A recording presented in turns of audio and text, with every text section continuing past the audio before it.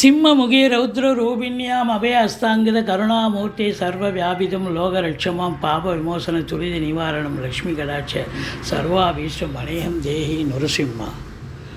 மாதா நரசிம்ம, பிதா நரசிம்ம, பிராதா நரசிம்ம, சகா நரசிம்ம, வித்யா நரசிம்ம, திரவிணம் நரசிம்ம, சுவாமி நரசிம்ம, சகலம் நரசிம்ம, இதோ நரசிம்ம, பிரதோ நரசிம்ம, யதோ யதோ யாஹி ததோ நரசிம்ம, நரசிம்ம தேவாத்பரோ நகசி தஸ்மால் நரசிம்ம சரணம் பிரத்ய.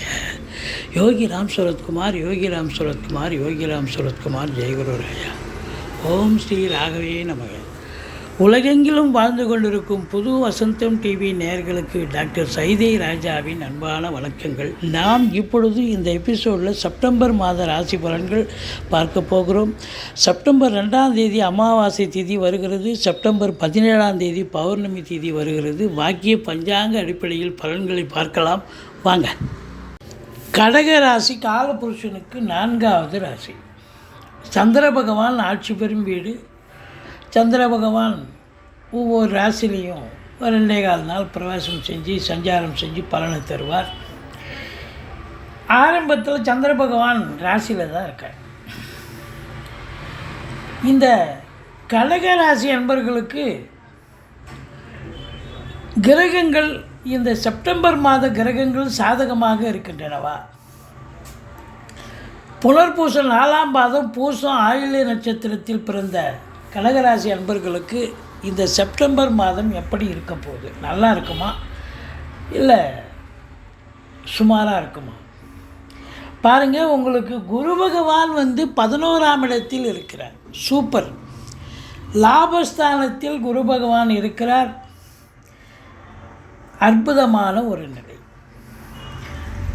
உங்களுக்கு யோகாதிபதி என்று செவ்வாய் பகவான் 12ஆம் இடத்தில் இருப்பது சரியில்லை என்று சொன்னாலும் கூட பார்வை பலத்தால் உங்களுக்கு நல்லது நடக்கக்கூடிய ஒரு அமைப்பு இருக்குது.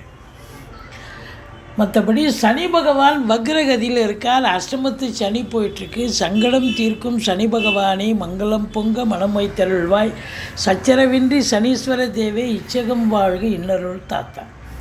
இந்த ஸ்லோகத்தை சொல்லுங்கள். சனி பகவானுக்கு எள்ளெண்ணெய் தீபம் விட்டு வாருங்கள். ஆனால் இந்த கடகராசி அன்பர்களுக்கு இப்பொழுது சனி பகவான் கெடுதலை பண்ண மாட்டார், மாறாக நல்லதே செய்வார். ஏன், எப்படி? சனி பகவான் வக்ரகதியில் இருக்கிறார். அப்போ வக்ரகதியில் இருக்கும் பொழுது கெடுபலனை தரக்கூடிய நிலையில் இல்லை, மாறாக சுப பலனை வாரி வழங்கக்கூடிய ஒரு நிலை இருக்கிறது. 9ஆம் இடத்துல ராகு பகவான் இருக்கார். அது ப்ளஸ்ஸும் இருக்குது மைனஸும் இருக்குது. மற்றபடி உங்களுக்கு குரு பார்வை கோடி நன்மை என்று சொல்லக்கூடிய குரு பார்வை 3ஆம் இடம், 5ஆம் இடம், 7ஆம் இடத்தை குரு பார்ப்பதால் இந்த கடக ராசியில் பிறந்த அன்பர்களுக்கு இந்த செப்டம்பர் மாதம் பல நன்மைகளை பெறப்போகிறீர்கள் அப்படின்னு சொல்லலாம். ஆரம்பத்தில் ராசிநாதன் ராசியில் சந்திர பகவான் ஆட்சி பீடத்தில் இருக்கிறார். கௌரவம், புகழ், அந்தஸ்து, செல்வம், செல்வாக்கினை பெறக்கூடிய ஒரு அற்புதமான ஒரு காலகட்டம். 2ஆம் இடத்து அதிபதி சூரிய பகவான் ஆட்சி பீடம் ஏறுகிறார். உங்கள் சொல்லுக்கும் செயலுக்கும் மதிப்பு மரியாதை கண்டிப்பாக கிடைக்கும். வாக்கினை தொழிலாக கொண்டு செயல்படக்கூடிய இந்த கடக ராசியில் பிறந்த அன்பர்களுக்கு தொழில் சிறப்பாக சொல்லும். அதாவது ஆசிரியர்கள், பேராசிரியர்கள், இலக்கியவாதிகள், சொற்பொழிவாளர்கள், மேடை பேச்சாளர்கள், வழக்கறிஞர்கள், ஜோதிட பெருமக்கள், இவங்க எல்லாருக்கும் தங்களுடைய திறமையை, வாக்கு ஸ்தானம் சிறப்பாக இருப்பதால் தன்னுடைய திறமையை நிலைநாட்டி நல்ல பெயர் எடுக்கக்கூடிய ஒரு அற்புதமான ஒரு நிலை. சமூகத்தில் பேரு, புகழ், அந்தஸ்து உயரக்கூடிய ஒரு தருணம் இருந்த போதிலும் சனி பகவான் பார்வையில் இருப்பதால் 2ஆம் இடத்தை வாக்குஸ்தானத்தை சனி பார்க்குறார். கொஞ்சம் ஒரு சொல் கொல்லும் ஒரு சொல் வெல்லும்னு பெரியவங்க சொல்லியிருக்காங்க. அப்போ எச்சரிக்கையாக பேசுங்க, எச்சரிக்கையாக பேசுங்க. நீங்கள் வேலை பார்க்குற இடம், தொழில் பண்ணுற இடத்துல. மற்றபடி குடும்பஸ்தானத்தை சனி பார்க்குறதால குடும்பத்தில் சண்டை, சச்சரவு, பிரச்சனைகள், பிரிவினைகள், போலீஸ் ஸ்டேஷன், கோர்ட்டு, வம்பு வழக்குன்னு வர்றதுக்கு வாய்ப்புகள் இருக்குது. ஏன்னா எல்லாரும் பிரிஞ்சிட மாட்டாங்க. பிரியணும்னு கணவன் மனைவி இப்போ இந்த காலகட்டம் இந்த தசாபுத்தி சரியில்லை, பிரியணும்னு ஒரு நிலை இருந்தால் அந்த சனி பகவான் அழகாக பிரித்து மேய்ஞ்சிருவார். 2ஆம் இடம் வாக்குஸ்தானம், குடும்பஸ்தானம் இல்லையா, பிரச்சனை. அதே போல் பண வரவு 11ஆம் இடத்துல குரு இருந்த போதிலும் பண வரவு இருக்கும். 2ஆம் இடத்து அதிபதியும் சூரியன் நல்ல நிலையில் இருக்கார். பொருளாதார மேன்மை, பண வரவு சிறப்பாக இருந்த போதிலும் சனி பார்வையில் இருப்பதால் கொடுக்கல் வாங்கல் செய்ய வேண்டாம். 3ஆம் இடத்துல சுக்கிரன் ஆட்சி பீடம், அதாவது குரு பார்வையில் இருக்கிறதால அவர் அதாவது நீச்ச பங்கம் பெறுகிறார். பிறகு பார்த்திங்கன்னா 4ஆம் இடம் சென்று கடைசி 11 நாள் ஆட்சி பீடம் ஏறுகிறார்.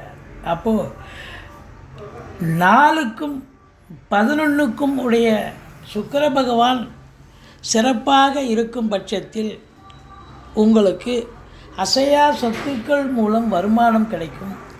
வண்டி வாகனங்களை வச்சு பழப்பு நடத்தக்கூடியவர்களுக்கு பழப்பு ரொம்ப நல்லாவே இருக்கும். ஒரு சிலர் பழைய வண்டி விற்றுட்டு புது வண்டி வாங்கக்கூடிய சூழல் ஏற்படலாம். இப்படி தொழில், அதாவது இடம் விற்பது வாங்குவது தொடர்பில் இருக்கும் அன்பர்களுக்கும் சிறப்பான ஒரு மாதம். இடம் விற்கலையேன்னு வருத்தப்பட்டு காத்திருக்கிறவங்களுக்கு இந்த மாதம் நல்ல விலைக்கு போகும். வாங்கக்கூடிய அன்பர்களும் நல்ல அருமையான ஒரு இடமா உங்களுக்கு குதிர்பாடாகக்கூடிய ஒரு நிலை இருக்கும். 5ஆம் இடம் குரு பார்வையில் இருக்கிறது. குலதெய்வத்தின் அனுகிரகத்தால் தொட்டதெல்லாம் தொடங்கப் போகிறது. பூர்வீகத்தில் நல்லது நடக்கப் போகிறது. பிள்ளைகளுடைய கல்வி வளர்ச்சி, உயர்கல்வி, வெளிநாட்டு கல்வி மேம்பாடு அடையக்கூடிய ஒரு நிலை. நீண்ட நாளாக குழந்தை பேறு இல்லாதவர்களுக்கு குழந்தை பேறு கிடைக்கும். பூர்வீக சொத்து பிரிச்சுகள்னு சொன்னால் இந்த காலகட்டத்தை பிரித்து கொள்ளலாம். சீட்டாட்டம், race, lottery, speculation, online business, hotel business, share மார்க்கெட்டில் ஈடுபாடு உள்ளவர்கள் அனைவர்களுக்கும் இந்த மாதம் அற்புதமான ஒரு மாதம். இந்த கடகராசி அன்பர்களுக்கு 5ஆம் இடத்தை குரு பார்ப்பதால் சந்தோஷமான ஒரு மாதம். கடகராசி அன்பர்களுக்கு 7ஆம் வீட்டை குரு பார்க்கிறார். கணவன் மனைவி இடையே இருந்து வந்த கருத்து மோதல்கள் விலகி சகஜ நிலைக்கு மாறி சந்தோஷமாக இருக்கக்கூடிய ஒரு நிலை. ஓடி ஒளிந்த நண்பர்கள் தேடி வந்து உதவி புரிவார்கள். உதாசீனப்படுத்திய உறவினர்களும் உங்களிடம் வந்து மீண்டும் உறவாட துடிப்பார்கள் அப்படின்னு சொல்லலாம். டோட்டல் சமூகமே உங்களுக்கு ஆதரவாக இயங்கும். எதிர் வீடு, பக்கத்து வீடு, அக்கம் பக்கம், வேலை பார்க்குற இடம், தொழில் பண்ணுற இடம், உத்தியோகம் பார்க்குற இடம், எல்லா இடத்துலையும் உங்களுக்கு ஆதரவுகள் பெருகும் என்று சொன்னால் மிகையாகாது அப்படின்னு சொல்லலாம். உங்களுக்கு 8ஆம் இடத்தில் சனி பகவான் இருந்த போதிலும் வக்ரகதியில் இருப்பதால் உங்களுக்கு யோகமான பலன்கள். நடக்காத காரியங்கள் இந்த சனி வக்ரமாக இருக்கிற காலத்தில் யோகமாக நடக்கும் அப்படின்னு சொல்லணும். 9ல் ராகு, தந்தைக்கும் உங்களுக்கும் கருத்து வேறுபாடு வரும். வெளிநாடு செல்ல விரும்பும் அன்பர்கள் தாராளமாக செல்லலாம். உயர்கல்விக்காக சென்றாலும் சரி, உத்தியோகத்துக்கு சென்றாலும் சரி, சொந்த தொழிலுக்கே சென்றாலும் சரி, நீங்கள் எதற்காக சென்றாலும் சாதிக்கக்கூடிய ஒரு தருணம் நிச்சயமாக இருக்கிறது. அந்நிய பொருளாதாரம் வீடு தேடி வரப்போகிறது.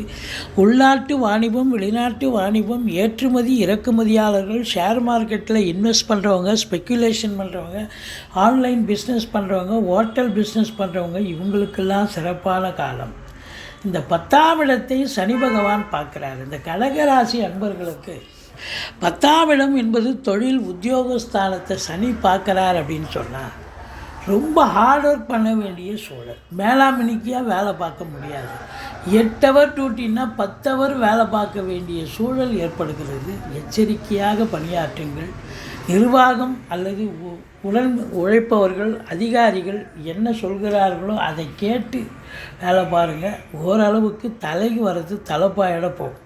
மற்றபடி நீங்கள் உங்கள் பெயரை காப்பாற்றி கொள்வதே பெரிய விஷயமாக இருக்கிறது. அதிகபட்சமான உழைப்பு தேவைப்படுகிறது. வியர்வை சிந்தி உழைக்க வேண்டிய மேலாமினிக்காக இருக்க முடியாது. அது சொந்த தொழிலாக இருந்தாலும் சரி, உத்தியோகமாக இருந்தாலும் சரி, எதுவாக இருந்தாலும் நீங்கள் அதிக உழைப்பு கண்டிப்பாக தேவைப்படுகிறது. அப்போ இன்புட் இருக்கும்பொழுது அவுட்புட் கண்டிப்பாக கிடைக்கத்தானே கிடைக்கும். அப்போ 11ஆம் இடத்தில் குரு பகவான் இருக்கிறதால நல்ல சொந்த தொழில் பண்ணுறவங்களுக்கு நல்ல லாபம் கிடைக்கும். உத்தியோகத்தில் இருக்கிறவங்களுக்கு ப்ரமோஷன், இன்க்ரிமெண்ட், சலுகைகள் அனைத்தும் கிடைக்கும். மேலதிகாரி, சக ஊழியர்களுடைய ஆதரவு கிடைக்கும். முதல் திருமணம் முறிவு ஏற்பட்டு 2வது திருமணத்திற்காக காத்திருப்பவர்களுக்கு கூட நல்லதே நடக்கும். எண்ணிய செயல் ஈடேறப் போகிறது. தொட்டதெல்லாம் துலங்கப் போகிறது. மூத்த சகோதரத்தால் ஆதரவு உண்டு. பொருளாதாரத்தில் அளவு கடந்த ஒரு சுபீட்சத்தை பார்க்க போகிறீர்கள். 12ஆம் இடத்தில் செவ்வாய் பகவான் இருக்கிறதால அசையா சொத்துக்கள் மூலம் செலவினங்கள் ஏற்படும். அது சுப செலவுகள். உடன் பிறந்தவர்களால் செலவினங்கள் ஏற்படும். அதுவும் சுப செலவாகத்தான் அமையப்போகிறது. மொத்தத்தில் பார்க்கும் பொழுது இந்த கடகராசியில் பிறந்தவர்களுக்கு 16, 17, 18 சந்திராஷ்டம நாட்கள் வர இருப்பதால் மிகுந்த எச்சரிக்கையோடு இருங்க. புதிய ப்ராஜெக்ட் எதுவும் பண்ணாதீங்க. வழக்கமாக செய்யும் பணிகளை செய்து வாருங்கள். மற்றபடி இரவு பிரயாணத்தை தவிர்த்து கொள்ளுங்கள். இந்த கடகராசியில் பிறந்தவர்கள் துர்க்கையை வழிபாடு செய்யுங்கள். முருகப்பெருமானை வணங்குங்கள். வாழ்க்கை வளமோடும் நலமோடும் இந்த செப்டம்பர் மாதம் அமையப்போகிறது.